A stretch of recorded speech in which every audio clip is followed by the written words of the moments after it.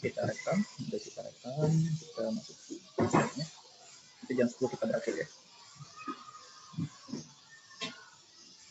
Oke, tadi kan kesimpulannya itu tadi bahwa present value ini cukup membantu ya, cukup membantu menjelaskan kenapa investasi itu bisa turun ketika suku bunga itu naik ya. Semakin naik suku bunga itu akan menurunkan investasi. Nah, tadi kan di sini kita lihat ketika suku bunganya awalnya 6%, si General Motors itu akan tertarik untuk melakukan pembangunan pabrik tadi. Dia akan minjam sama bank. Saya pinjam deh, karena saya ingin bikin pabrik. Karena nilainya sekarang cuma 100, suku bunga di perbankan cuma di sini 6%. Tapi ketika suku bunga itu naik menjadi 0,9, nilai dari membangun pabrik itu tidak sebesar itu lagi. Ya. Itu akan jelas membantukan ya, jelas cukup membantu untuk menjelaskan kenapa suku bunga itu naik, investasi jadi turun. Kalau kita lihat itu kan banyak sekarang itu ya, subsidi rumah subsidi itu ya dimainkan kepada suku bunganya. Jadi suku bunganya dibikin rendah, serendah mungkin. Termasuk ada wacana di Jakarta kan misalnya ingin memberikan rumah murah dengan cara berapa persen bunganya, itu kan seperti itu ya. Jadi ternyata suku bunga itu memiliki peranan penting dalam kalau rumah subsidi itu mainnya adalah suku bunga kecil 5%. Nah, ini catat nih soal ini jadi tugas kalian nanti dikumpulkannya hari ini ya jam 10 lewat 10 ya soal ini nanti saya skip ya. Soal yang pertama itu adalah ya kalian apakah akan membeli ya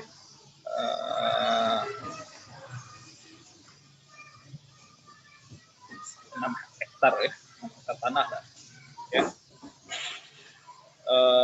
nilainya 6 hektar ini tanah itu misalkan kalian mau beli tanah nih ya 6 hektar harganya 70.000 US dollar ya. Kalau dirupiahkan berapa tuh kali 15 bisa 700 juta ya.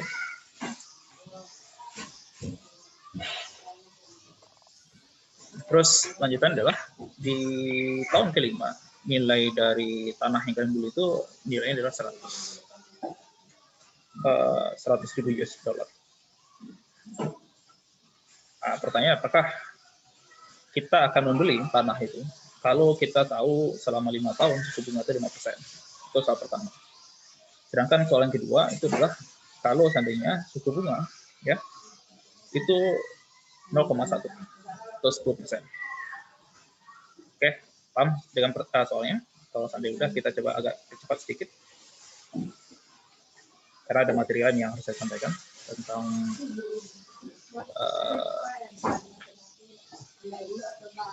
tentang risiko ya, istilah risiko. Oke, dua soal ini. Jadi intinya adalah kalian akan membeli tanahnya adalah bernilai ya. 6 hektar itu nilainya 70.000 US dollar. Sedangkan di tahun kelima di tanah itu bernilai sebanyak 100.000 US dollar.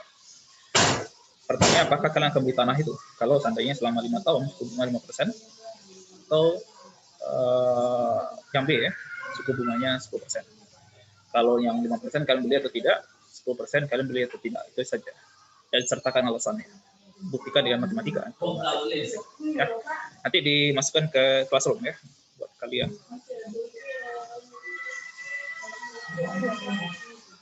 Oke, terus kita skipnya yang tadi, kita coba masuk depannya.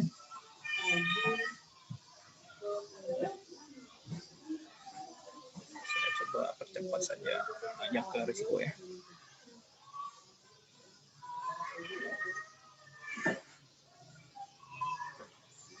Masih ada 5 menit lagi.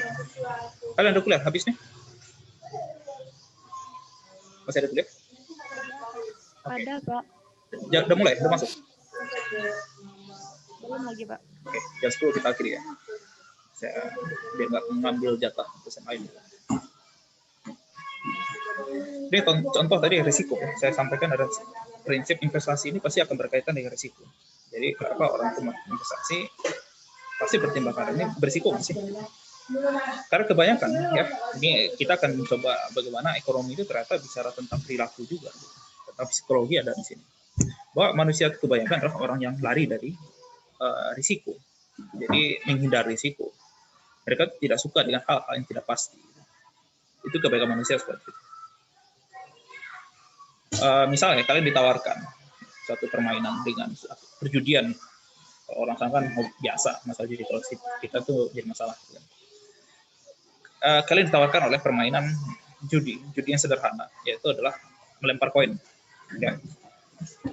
Kalau seandainya yang keluar itu adalah, jadi kalau di Indonesia itu kan pilihannya kalau nggak angka gambar gitu ya.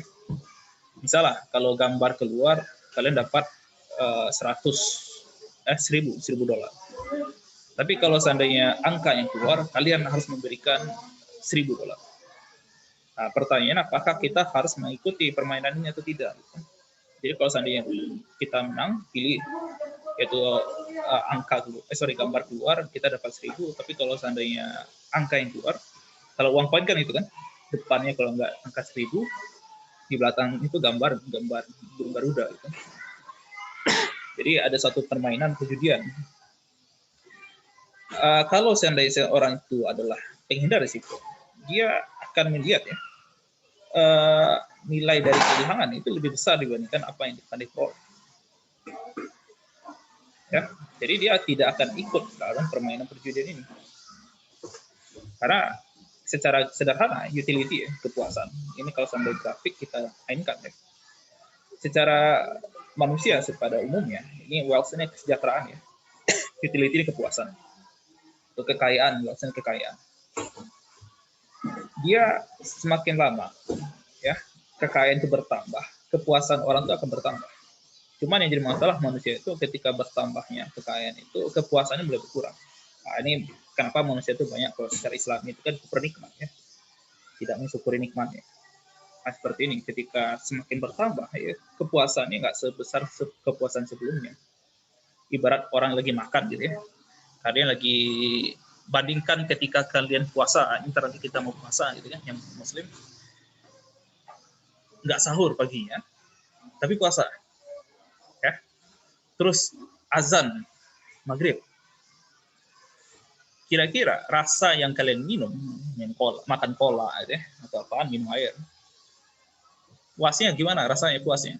Bandingkan ketika kalian hari ini nggak puasa gitu kan, nanti mau makan siang, lagi gitu kan, 2-3 jam lagi makan siang. Coba bandingkan rasa kepuasan kalian, mana yang lebih puas? Ketika orang yang puasa tadi atau tidak? Sama-sama minum air kasusnya, mana yang lebih puas? Yang berpuasa, Pak. Yang berpuasa. Nah, sekarang ketika dia minum pertama puas, minum selanjutnya minum lagi, ambil lagi gelas minum, gimana rasa puasnya? Nggak sebanyak yang tadi, Pak. Oke. Ternyata manusia seperti itu ya, bertambah dia, ditambah. Anggaplah air itu adalah kekayaan dia. Dia minum pertama itu puas sekali.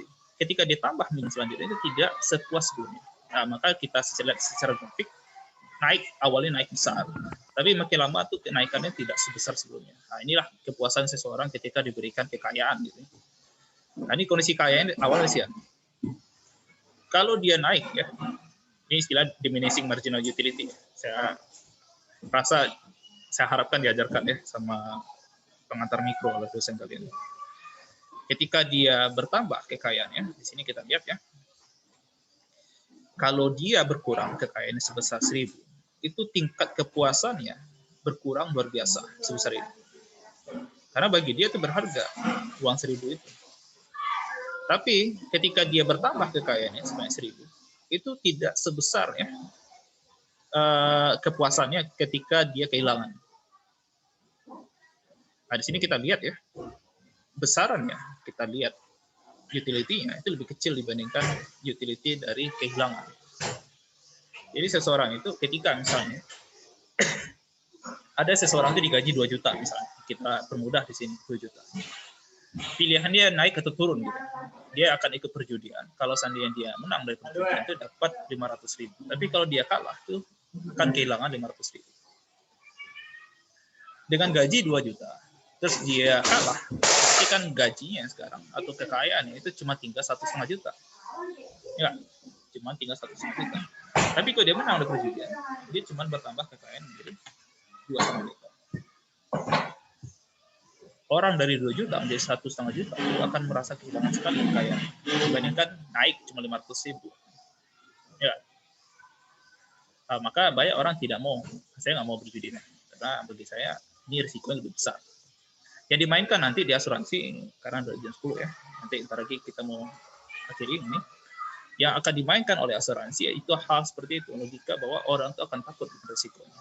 Maka bagaimana asuransi itu bermain dalam menjamin risiko. Ya. Jadi permasalahan dari asuransi ada 2 ya. Ini sebelum diakhiri ada namanya across selection sama moral hazard. Di perbankan atau di manajemen keuangan atau apapun ya. Orang yang lagi main investasi atau apa, atau di perbankan asuransi, lembaga keuangan itu akan berhadapan dengan 2 hal ini. Yang pertama upper selection, yang kedua itu moral hazard. Upper selection ini adalah permasalahan sebelum terjadi transaksi. Misal ya, kalau seandainya ada orang datang, kalian sebagai manajer perbankan, manajer kredit lah, kalian ingin memberikan kredit.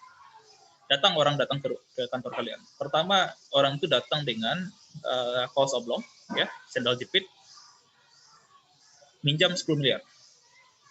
Ya.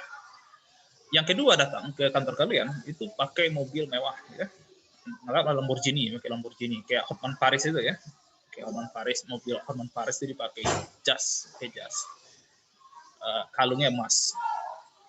Datang ke kantor kalian meminjam 10 miliar. Mana akan kalian berikan? Ke siapa akan kalian berikan? Yang pakai Lamborghini, Pak. Hah? Yang pakai Lamborghini, Pak.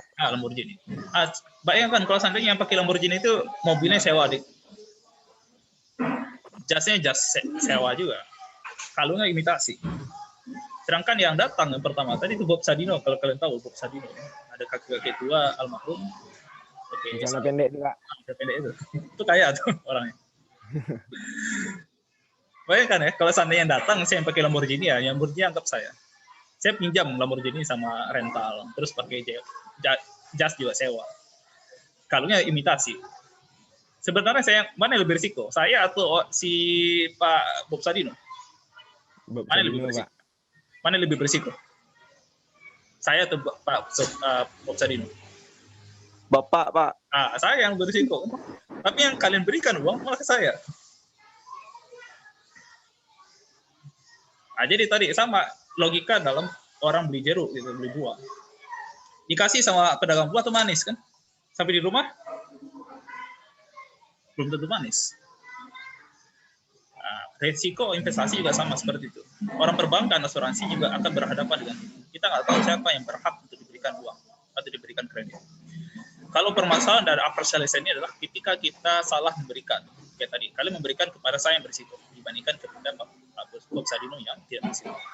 Asuransi juga sama. Sebenarnya yang ikut asuransi itu orang yang suka sakit atau yang tidak suka sakit, yang banyak penyakit atau tidak ada penyakit. Ikut asuransi. Orang yang banyak penyakit atau tidak banyak penyakit. Coba, sebelum kita akhiri ya. Mana yang ikut asuransi biasanya? Orang punya penyakit atau tidak?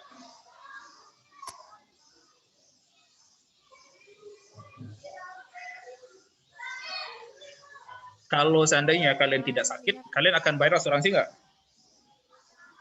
Enggak, Pak. Enggak, kenapa? Ngabisin duit aja. Jadi yang kebanyakan ikut asuransi itu orang-orang yang sakit.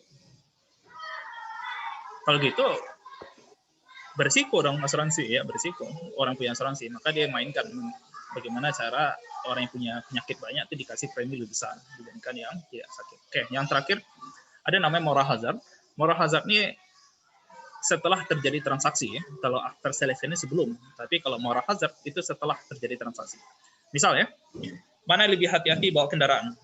Ya, mobil ya. Mobil yang ikut asuransi atau mobil yang tidak ikut asuransi?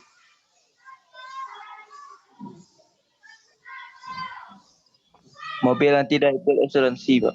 Kenapa?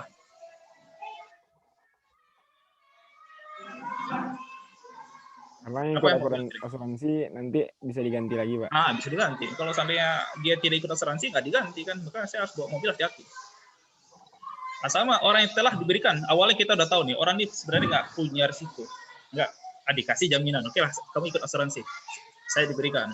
Karena kamu tidak punya risiko, nggak punya penyakit. Gitu kan.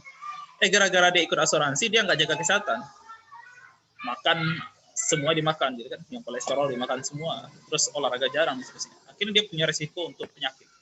Asuransi akan mengalami kerugian. Sama orang yang tadi, ketika dia nggak diberi asuransi hati-hati, ketika dia asuransi malah dia tidak hati-hati. Nah, itu permasalahan sekarang masuk kepada moral hazard. Ini perilaku. Oke, nanti soal lanjutan, saya akhiri dulu buat perkuliahan ini. Kita ada yang mungkin tidak tersampaikan, tapi mungkin bisa jadi keluar ujian ya. Jadi pelajari lagi. Ini di buku MyQ, silakan baca tentang dasar saja ya. Ini masih dasar. Pembahasan kita cukup sampai di sini saja, sampai masalah acquisition sama moral hazard ya, perbedaan mereka. Kalau saya harapkan kalian paham perbedaan mereka, karena ada 10/6 ya. Saya mohon maaf memakan waktu dosen yang lain.